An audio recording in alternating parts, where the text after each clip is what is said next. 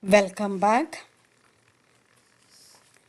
The final augmented matrix is an example of a matrix in reduced row echelon form. So let's go over these details again. What is a reduced row echelon form? All the zero rows, if any, appear at the bottom of the matrix. The first non-zero entry from the left of a non-zero row is a 1. This entry is called leading 1.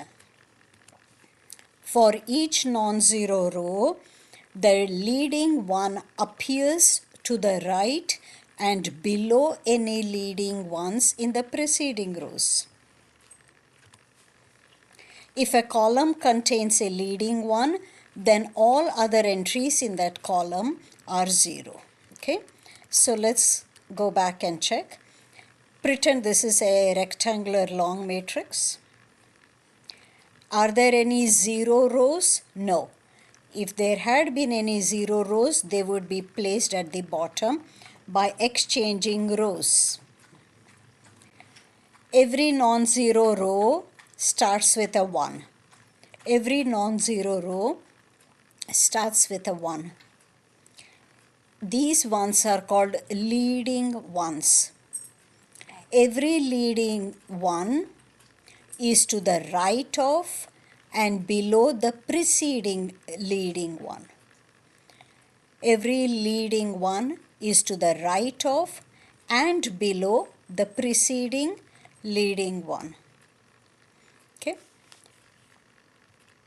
Oh yes, one more thing. If you have a 1, every other entry in the column has to be a 0. This is reduced row echelon form. If you are simply a row echelon form, then everything below a leading 1 should be 0. Okay? You are not required the upper parts to be 0 for a row echelon form, but for a reduced row echelon form, every entry, all the other entries of the column of a leading 1 has to be 0. Which brings us to row operations. Every matrix can be put into a row echelon form or into a reduced row echelon form by means of row operations. It should be by means of row operations. An elementary row operation on a matrix A is any one of the following operations. Type 1, interchanging any rows. Interchanging any rows is type 1 elementary row operation. Type 2, multiply any row by a non-zero number. You may replace row I by k times row I. All right. Row operation 3, add a multiple of a row to another.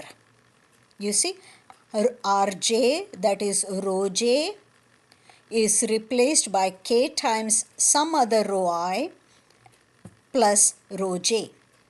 Notice what you cannot do is take row 1 multiply by 3, add row 2 and call that row 5. No, that's not okay.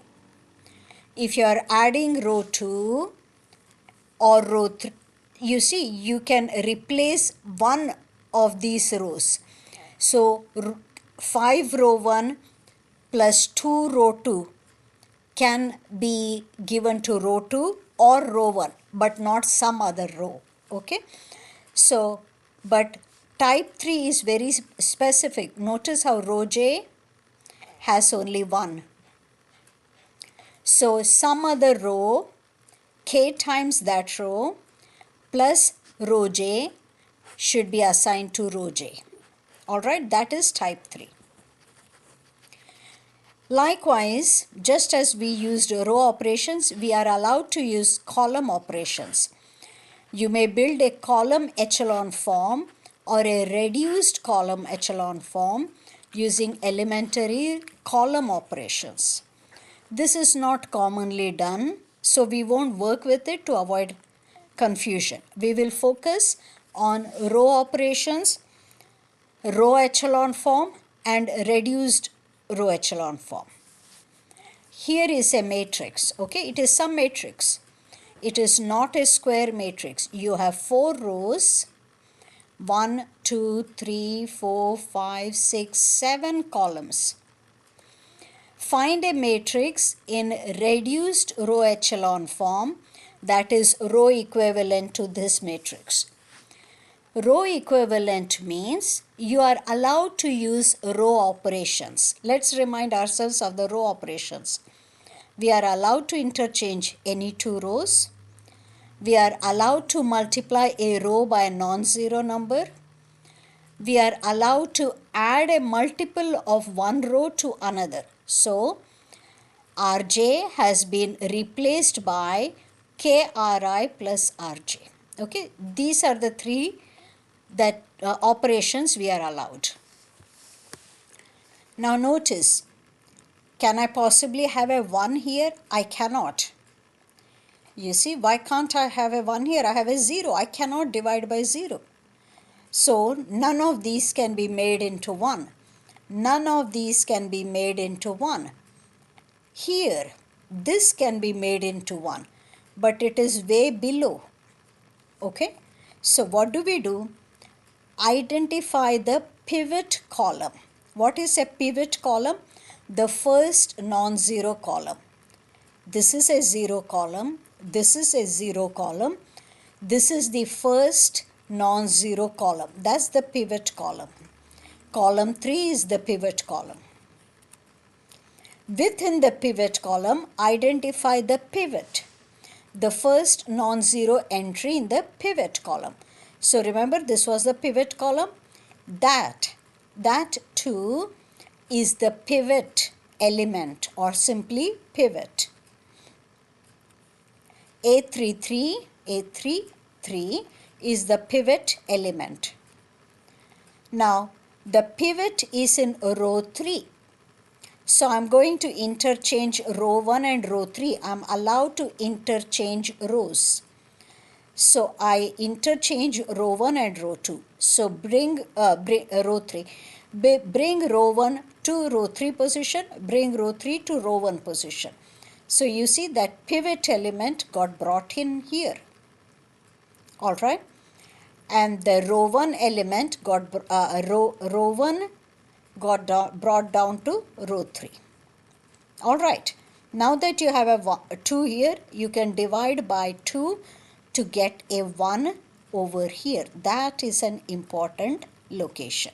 So bring a 1 over there. So first row you divided by 2 to get a 1 here. So notice 2 divided by 2, 2 divided by 2, negative 5 divided by 2, 2 divided by 2, 4 divided by 2. So that was now your row 1. Now that is a leading one. This row starts with a 1. Once you have a leading row 1, everything below it should be 0, everything above it should be 0. There is nothing above it. So what do we need? We need a 0 here. Multiply row 1 by negative 2, add to row 4. Multiply row 1 by negative 2, add to row 4, that is your new row 4. So you see how I'm showing things here? Okay, it's just a way of saying, hey, I obtained C from B. How did I obtain C from B? I took row 1 divided by 2, I called it new row 1. That's how I got C. Likewise, from C, now obtain D. How do I obtain D? Take matrix C, that was the previous one, multiply row 1 by negative 2, add to row 4, call that combination row 4. You do that operation here and you get these numbers, assuming I am correct, right? The rest is arithmetic. Multiply this by multiply this by -2, add it to this, and hope you get this. So that took care of this leading one. Go to the next column. Notice the next leading one should be to the right of it and below it. So I'm looking at this region. I'm ignoring everything on that row. I'm now focused below.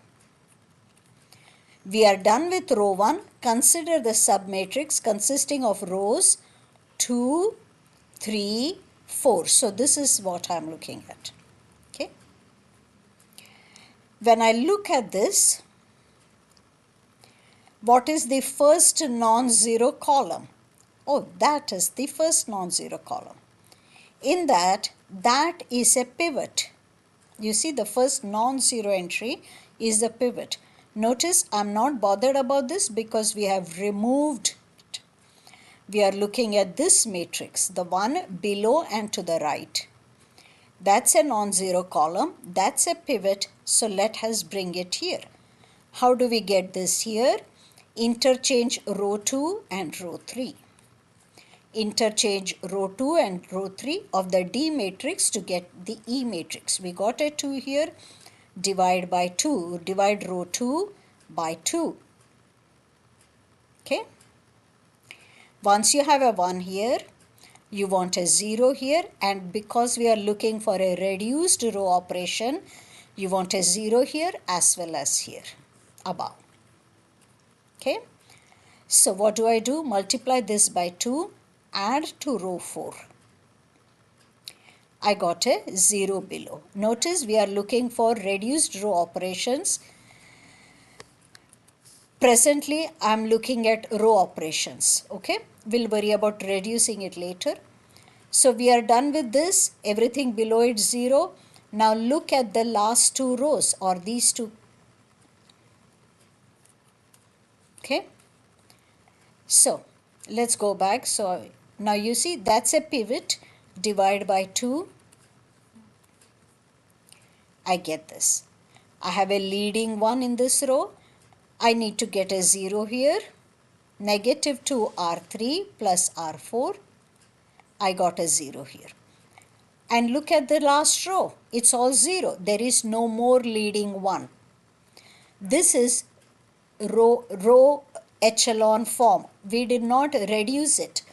This is simply a row echelon form. How do we make a reduced row echelon form? You would want 0 above the leading ones. How do I get zeros here? Start from the right hand most leading one and build up. Start from the right hand most leading one and build up.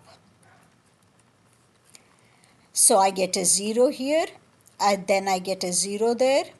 So notice I'm using appropriate numbers to obtain a 0 above the last leading one. Now go to the previous one. Okay. Get a 0 here. Now you see all the leading ones have zeros everywhere else. This is reduced row echelon form. We'll stop here, continue in the next video.